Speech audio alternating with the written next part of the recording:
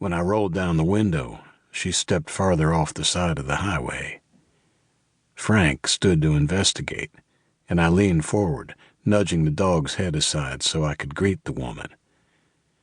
"This your car I have hooked up?" "It is." The woman's eyes were large behind the fogged lenses of her glasses, and her gaze was equal parts relieved and wary. Her wind-whipped hair lashed across her pale face. She looked ready to bolt at the slightest provocation. The strain on her face and the tension around her eyes were more than just a sign of exhaustion. She looked worn, and so brittle I expected the wind to snap her in half.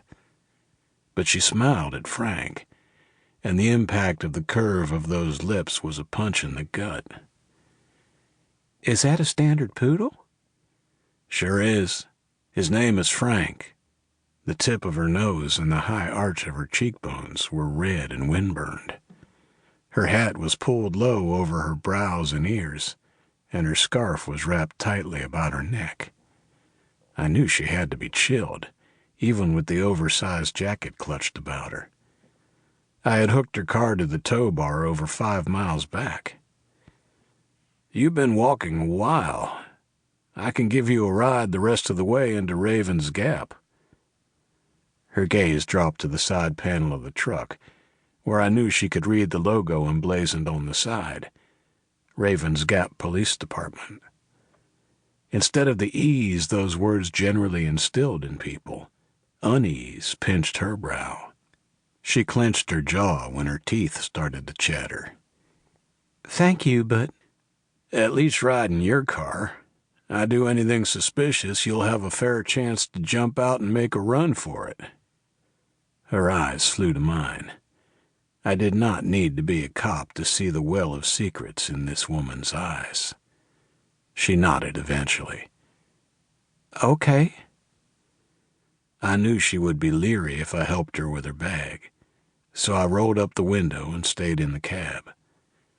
I watched in the rear-view mirror as she rounded the back of our vehicles. She lifted a hand once she was settled into the driver's seat, and I put the truck in gear. Frank bounded into the back seat. A glance in the mirror showed his nose pressed to the window as he stared at our passenger.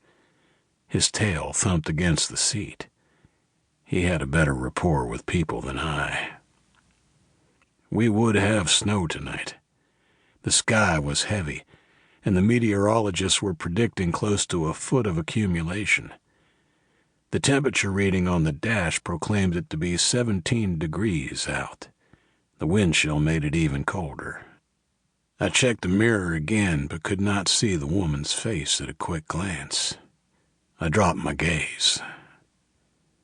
The road curved with the river as we entered the canyon. I slowed as I entered a straight stretch and saw Ed lumbering toward me in his decrepit tow truck. He pulled to a stop beside me, and I rolled my window down. "Jeff came by the shop and said there was a woman out here needing a tow." The man's age was as indeterminate as his tow trucks and the trapper hat perpetually perched on his head. His gaze was hard when it met mine, mouth a tight line.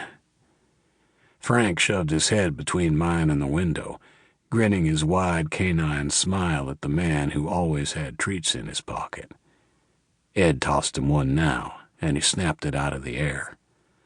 At first, I'd been leery of allowing Frank to eat any treats Ed offered him, but he had told me in no uncertain terms it was me he hated and wished dead, not my dog. "I got her." He let out a low whistle. "Haven't seen a Honda that old in some time." I had thought the same thing when I hooked it up. The car was older than its driver. "I'll drop it off at your shop." He lifted a hand in greeting toward the car's occupant. He started to drive on, but then his brakes groaned. "Listen, Hector." He shoved the trapper hat up and scratched at his heavily lined forehead. "The cancer's back. Doc says..."